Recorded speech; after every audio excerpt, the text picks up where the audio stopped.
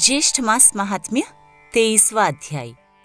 स्कंद जी ऋषियों से कहने लगे कि हे ऋषियों, श्री वेद व्यास जी राजा युधिष्ठिर से बोले कि हे राजन, अब हम श्रेष्ठ स्त्रियों का महाभाग्य वर्णन करते हैं।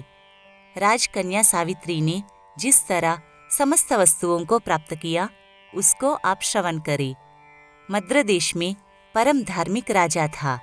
वह ब्राह्मण एवं शरणागत का रक्षक, सत्य प्रतिज्ञ, जितेंद्रिय, यज्ञ करने वाला, दानपति, शूरवीर और पूर्ववासी तथा देशवासी जनों का प्रिय था। समस्त प्राणियों के हित में रत पृथ्वीश्वर अश्वपति नाम से विख्यात था। राजा अश्वपति क्षमाशील, सत्यवक्ता, जितेंद्रिय और संतानहीन था। अधिक अवस्था हो जाने पर उसको संतान न हुई। अश्वपति राजा ने संतान के लिए नियम ग्रहण कर समय पर परिमित भोजन, ब्रह्मचर्य व्रत का पालन, इंद्रिय निग्रह कर 1,00,000 आहुति सावित्री मंत्र से देकर षष्ठ काल से अमित भोजन करता था। इस तरह नियम पालन करते राजा अश्वपति को 18 वर्ष हो गए। 18 वर्ष पूरे होने पर सावित्री जी प्रसन्न हुई और अग्निहोत्र से प्रकट होकर राजा को रूपवती सावित्री ने दर्शन दिए। राजा अश्वपति को वर देने के लिए वह बोली कि हे राजन, तुम्हारे ब्रह्मचर्य, शुद्धता, नियम, इंद्रिय दमन, सर्वात्म समर्पण और भक्ति से मैं अति प्रसन्न हुई। हे मद्रराज, हे अश्वपते, तुम मुझसे इच्छित वर मांगो। तुमने धर्म के विषय में किसी प्रकार का कुछ भी प्रमाद नहीं किया। तब राजा अश्वपति बोले कि हे देवी, मैंने धर्म प्राप्ति की इच्छा से संतान के लिए ही सब कुछ किया है। आप मुझे कुल को पवित्र करने वाले बहुत से पुत्र देवे। हे देवी, यदि आप मुझ पर प्रसन्न हैं तो मैं आपसे यही कामना चाहता हूँ। हे देवी, मुझको ब्राह्मणों ने कहा है कि संतान होना श्रेष्ठ धर्म है। तब सावित्री कहने लगी कि हे राजन, मैंने पहले ही तुम्हारे अभिप्राय को जानकर तुम्हारे पुत्र के लिए ब्रह्मा से कहा है।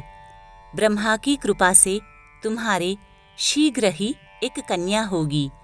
अब इस विषय में तुम मुझसे और कुछ नहीं कहना। मैं ब्रह्मा की ही आज्ञा से प्रसन्न होकर तुमसे कहती हूँ। सावित्री के वचनों को सुनकर राजा अश्वपति कहने लगी कि हे देवी, जो कुछ ब्रह्मा जी ने कहा है वह मुझे स्वीकार है। यह कहकर राजा ने सावित्री देवी को पुनः प्रसन्न किया। तब सावित्री देवी ने कहा कि हे राजन, यह शीघ्र होगा। और ऐसा कहकर सावित्री देवी अंतर्धान हो गई। राजा अश्वपति पुनः अपने घर वापस आया और राजा सिंहासन पर बैठकर प्रसन्न मन से धर्मपूर्वक अपनी प्रजा का पालन करने लगा। कुछ समय बीतने पर व्रत में तत्पर राजा अश्वपति की धर्मचारिणी गर्भवती हुई और उसका गर्भ आकाश में शुक्ल पक्ष के चंद्रमा की तरह बढ़ने लगा।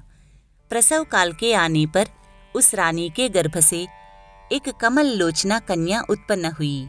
राजा अश्वपति ने उस कन्या का जातकर्मादि सब संस्कार कराया, जो श्री सावित्री देवी की कृपा से उनकी 1,00,000 आहुति देने से उत्पन्न हुई थी।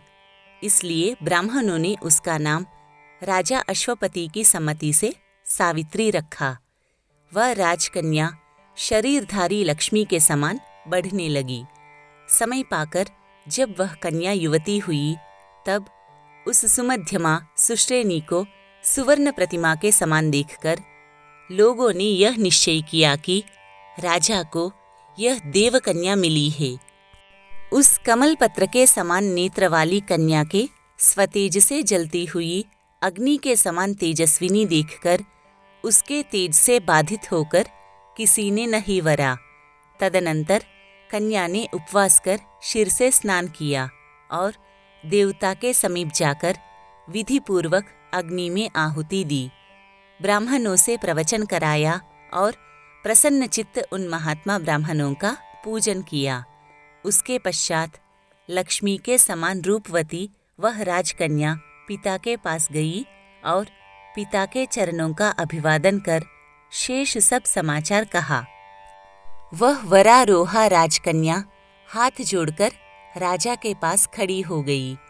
देवरूपिणी उस अपनी कन्या को राजा युवावस्था में देखकर, जिस कन्या को कोई भी न वरता हो, ऐसी अवस्था विचार कर राजा अश्वपति अति दुखित होकर अपनी कन्या से बोला कि हे पुत्री, यह तुम्हारे दान का समय है, परंतु तुमको कोई नहीं मांगता, इसलिए तुम स्वयं ही अपने गुणों के समान पति की खोज करो, और यदि कोई प्रसिद्ध पुरुष हो तो मुझसे कहो, फिर विचार कर हम तुम्हारा प्रदान कर देंगे।